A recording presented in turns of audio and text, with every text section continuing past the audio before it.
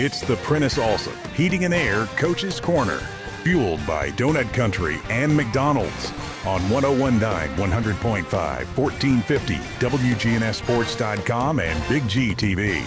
And this portion of the Coach's Show brought to you by Craig's Tax Service, specializing in personal and business tax preparation, financials, and bookkeeping services. You can find out more at CraigsTaxService.com. John Dingens with the privilege of having Coach Kevin Creasy here with me this morning. We just talked to the opposing coach you've got next week. His game was a little different than your game. Yeah, that's what I hear. That's a big win over at Blackman. I thought they did a great job of beating just a powerhouse, well-coached powerhouse team like Maryville. Not every team could do that. I know Blackman's had a great year, but a lot of people would just be like, oh, here comes, the boogeyman into the house, and we just got to lay down and let them take the win and go back to East Tennessee and play on Thanksgiving like they always do. But a lot of credit's got to be given to Blackman and Matt Kreisky doing a heck of a job over there. We want to talk about your game. I know I got a text from a fan last night, and it said, they're killing us with the penalties. Okay, so I want to get that out of the way first. Yeah. There were a lot of them. Yeah, there were a lot of penalties, just tremendous amount of flags, and we've been a disciplined football team all year. We jumped off sides, I think, 8 times. We felt like there was a reason we were jumping off sides. Warned the referees about it. It was a no-go. Ended up having some flags on Green Hill as well. So, they were dispersing them pretty regularly, and, there were some controversial calls, a guy down at the 3-yard line, knee hits the ground. But, it was like on second down, so he might have got in anyway. And then a ball rolls out of the back of the end zone, and the guy jumps on it, and they call it a touchdown instead of a touchback. Just one thing after another. But, those things happen. And how you respond to it makes all the difference. At the end of the day, Green Hill had a great plan. I thought they did a good job of executing it. They had 39 seniors, 10 of them start on offense. I think 8 of them start on defense. Special teams, they had seniors galore. They didn't want their season to end, and I thought they came out and played us great and probably deserved to win.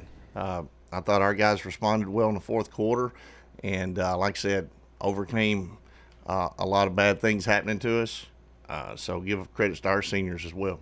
Didn't panic, evidently. I mean, and when you talk about the fourth quarter, we're talking 6 minutes into the fourth quarter, really. I mean, it happened fast, didn't it? It did. Down 2 scores, it kind of reminded me a little bit of last year. Our guys last year, they just came from behind in the second, third, fourth, and championship game. We were behind in all 4 of those games last year in the playoffs and fought back. But, you keep getting behind, it's going to catch up to you. And, we were real fortunate to come out with a win last night. You like ball control. You like keeping the ball out of the opponent's hands. And it was, I think, a big – were they not almost going to score at the end of the first half? Yeah. And y'all held them? Yeah. That was a crucial play, I thought. Yeah, I thought they did a good job, moving the ball on us and, putting on – I think they scored more points than anybody had in the first half. They went over 100 yards rushing, which we hadn't allowed 100 yards rushing all year. But when it counted, our defense stepped it up. Our defense caused a fumble inside the 10-yard line. They stopped them from scoring right before the half. But again, Green Hill answered the bell, and they stopped us from scoring right before the half. We have 2 opportunities in the red zone, throw passes to, one 6'3" receiver, one 6'5.5" receiver, and neither one of them come down with it. So a lot of credit's got to be given to Green Hill, and I thought I thought Coach Crouch did a great job. What was going through your head? I'm a little scared to even ask this. What was going through your head when it was 17-7? I mean and the fourth quarter had started, and maybe you cut it to 14. I'm not sure about 3, but it was kind of gloom and doom there for a little bit. Yeah, it was. We were in some rough spots, but we would get 7 yards on first down and walk up to the line on 2nd and 3, and then next thing you know, we get a 5-yard penalty for somebody flinching or the center snapping it earlier. So just little bitty things that turn 2nd and 3 into 2nd and 8. Is it not hard to get flow when that happens? I mean, to me that causes an offense. Yeah, you didn't really get much of a rhythm. We had 3rd and extra long quite a bit. Had to go for it 4 times on 4th down. It's great when you make it, but there were 2 times when we didn't make it and put our defense in some rough spots. And, in the playoffs, you're going to have to make some plays, whether you use 4 downs or 3 downs. And if you don't make it, the defense better be ready to make those guys not be able to convert on 4th down. So it was, some people say an ugly game. Some people say it's one of the best games they've seen. Ultimately, it was a bunch of hard-nosed senior kids on both teams that refused for their season to be over. And, last year, Green Hill played Blackman in the first round, came in highly touted. I think they were undefeated and gave Blackman a heck of a game for a half. And then next thing you know, Blackman blew their doors off. And so they reamped their schedule, got tougher opponents. And Green Hill came in, I think, 10-2, but their 2 losses were to Page and Ravenwood, 2 undefeated teams. Yeah. So ultimately, we faced a heck of an opponent, and I think they kind of slid under the radar with everybody. In terms of that too. Yeah, a lot of times it's just the coaches that are trying to, give those guys a heads up in the locker room, like, hey, these guys are for real. They got a winner at quarterback.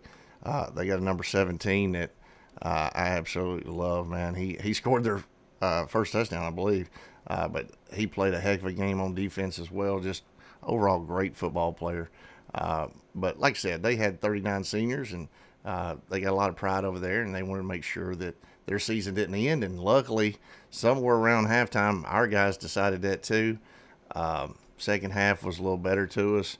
Hadn't quite made it through the fourth quarter. I've turned the computer off twice watching it, just trying not to, punch my screen out or whatever. So I've took a few walks this morning, and hopefully I can get back in there and finish it up. But real proud of a couple efforts.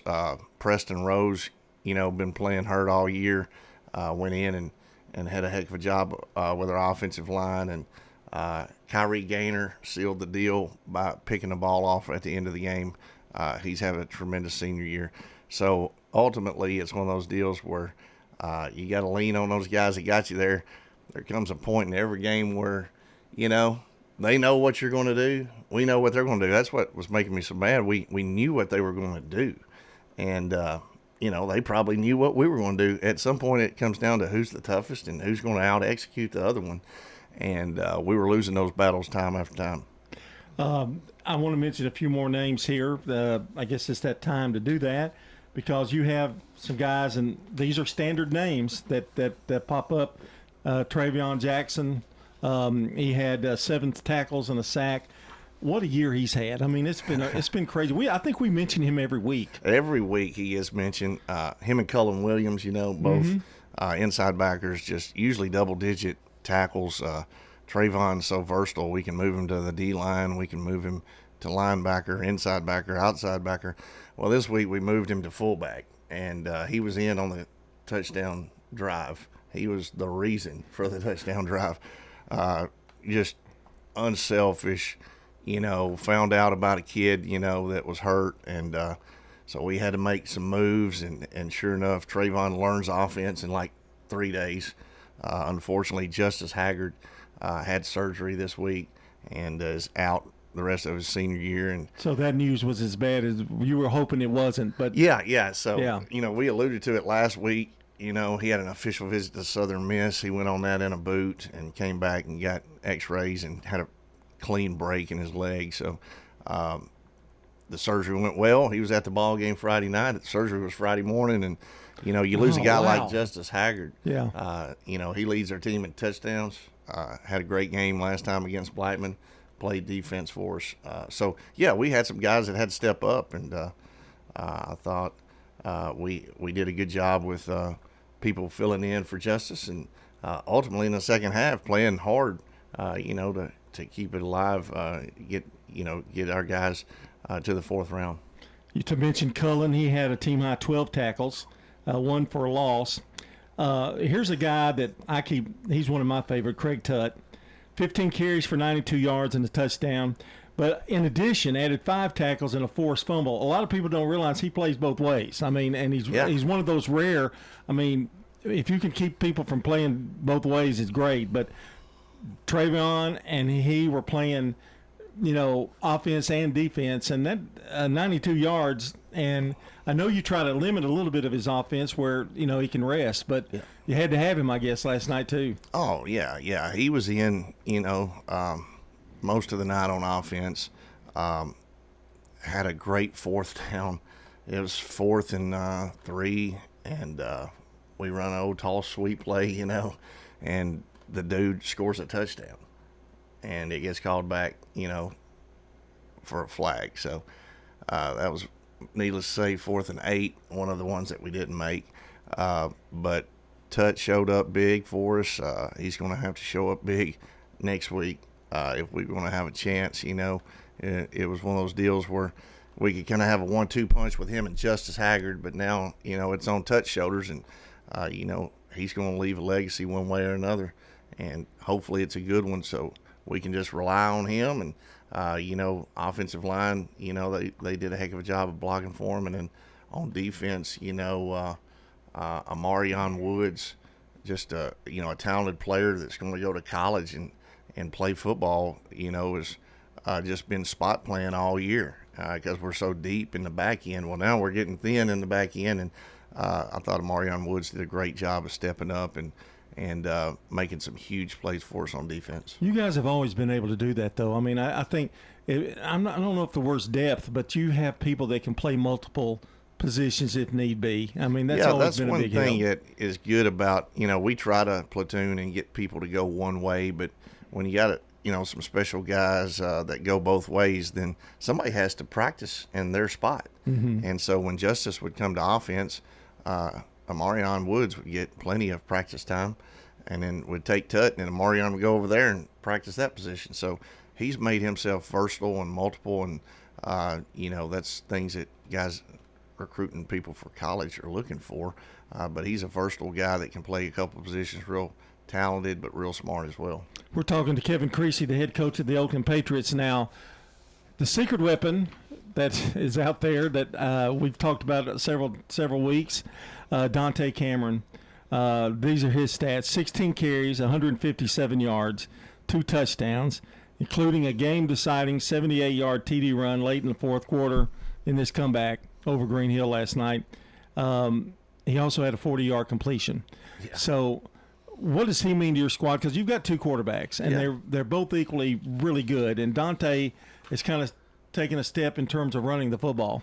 Yeah, our other quarterback, Morton, caught the flu this week. And, we thought, man, this is terrible.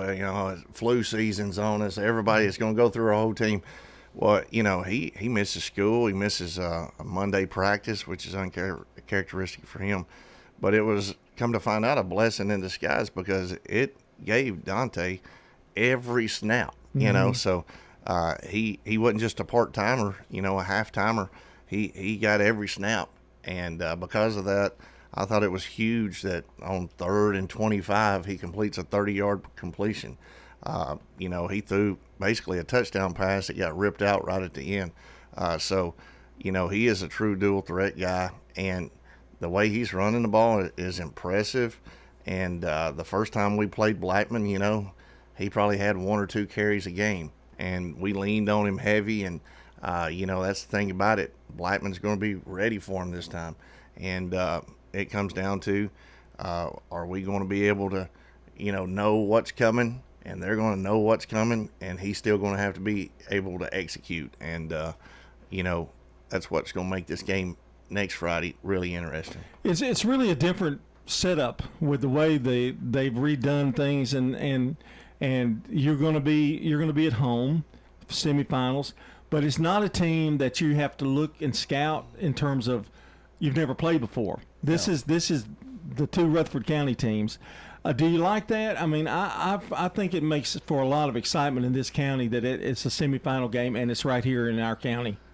That is cool. I think that's really cool. I wouldn't even mind meeting two Rutherford County teams, in Chattanooga. Yeah. Yeah. That's when I was an assistant coach. Of course, nobody listened to me then.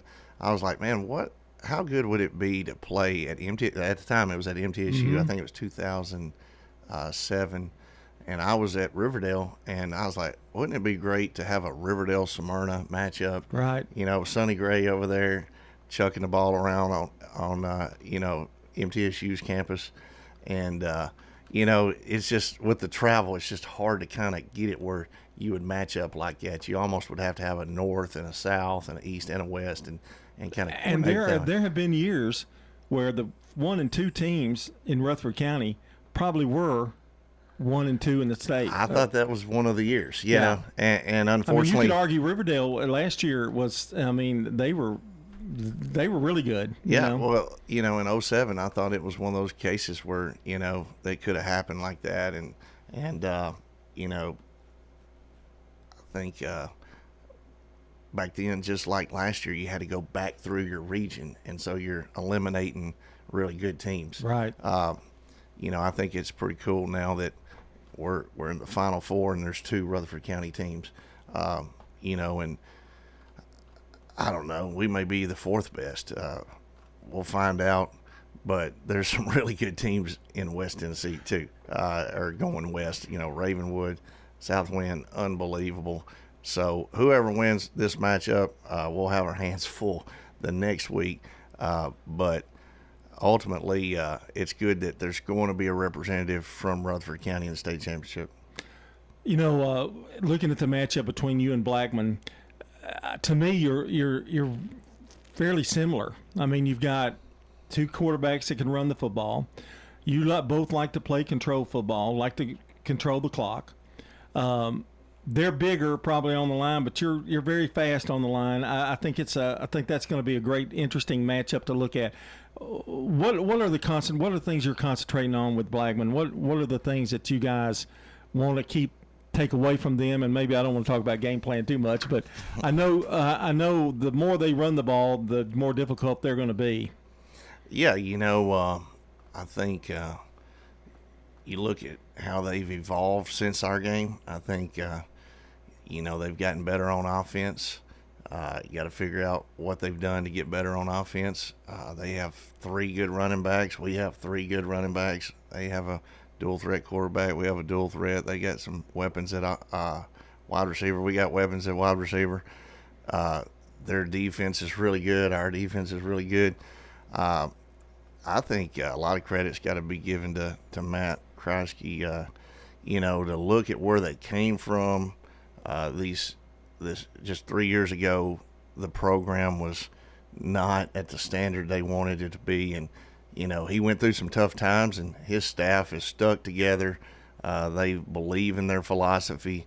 Just a year ago they were beat by Coffee County, and that would have been easy to throw rocks at the head coach or the coordinators or whatever, and ultimately they stuck together, and they believed, and they didn't have a bunch of kids leave the school. They didn't have a bunch of coaches leave the school. They stuck together, and they're paying they're reaping the benefits of that, and that's credit to Coach Kreisky and his staff and the people in that school that believe in him. And man, they got great support, and for them to have the season they're having, it just tells you what can be accomplished when everybody believes in that locker room, and so I'm sure they're excited for the rematch, and it's going to be a huge crowd. The crowd last time we played at kickoff, they said there were cars lined up bumper to bumper getting off I-24. And, Wow. and that's at the kickoff. Yeah. So you better buy the tickets early online. They'll be in Las Casas out there parking somewhere. And I'm sure with the weapons detection system and all that stuff, we'll probably get a jump start on it, 5:30. So get there early, get you a seat early, and should be a great matchup. Now, y'all have your construction is all finished now. That's right. It looks really pretty. It's beautiful. Riverdale and Oakland both. But things look a little different. So when they get there, they're going to have to kind of maneuver their way. But basically, the parking is the same. It hasn't really been affected by anything, has it? No, I think there's more parking now. But if you get there after 6 o'clock, you better just park at the middle school and walk. That's probably that's probably wisest. Yeah. Yeah. That's probably the best thing you can do, home or away fans. But yeah, it's not an issue like it has been the last 3 years. And, we got great people working the gates, and they'll get you in and out. Ultimately, that's exactly what you strive for, is to play on Thanksgiving. And now both schools are getting that privilege. It is a privilege to play, this week. And I think both fan bases need to come out and give the guys what they deserve. They deserve a great environment. And unfortunately, last night, I guess half our fan base probably went to watch the Blackman game. We had a lot of empty seats. That was not good at kickoff when you look over and Green Hills fans had already beat our fans. So it wasn't just that we got out coached or our guys got outplayed for 3 quarters. Our fans got whooped too.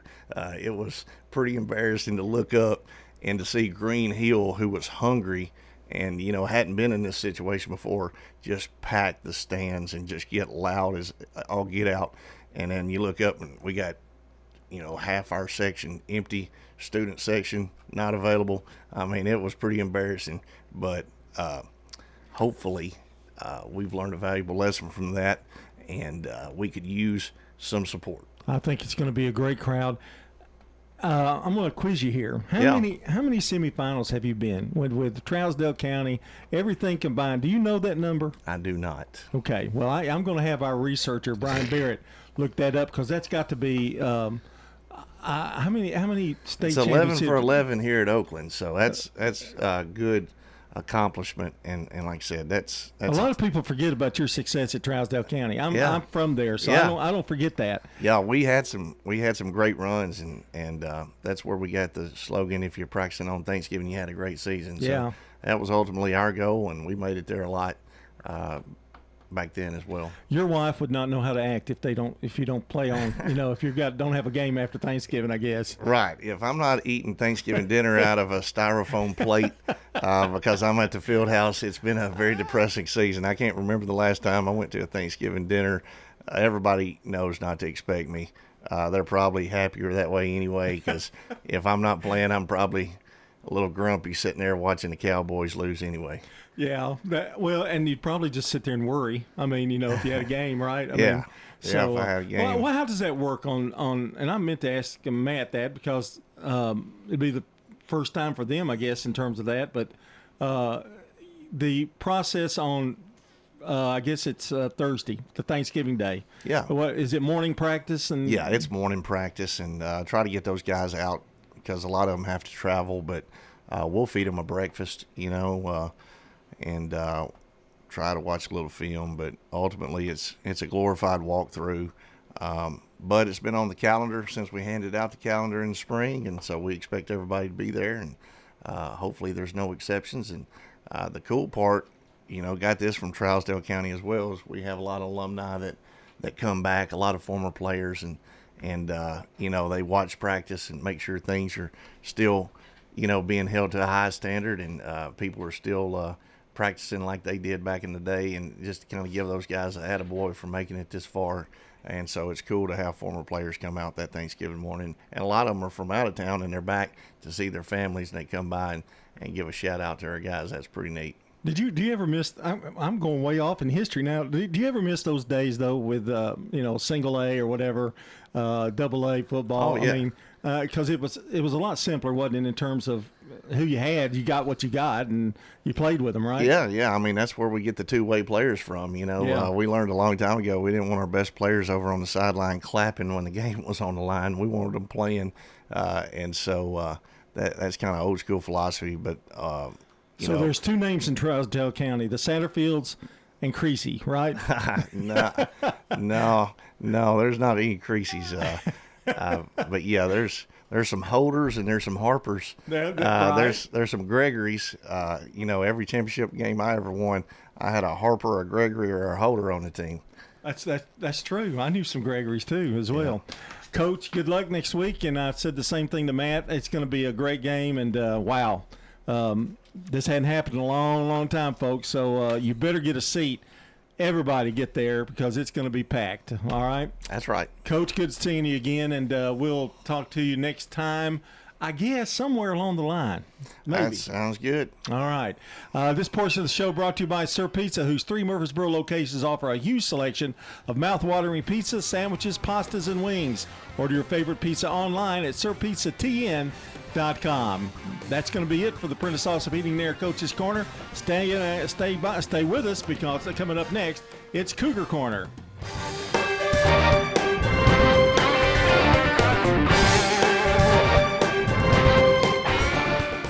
At State Farm, when home and auto work as a team, you score and save money. I'm State Farm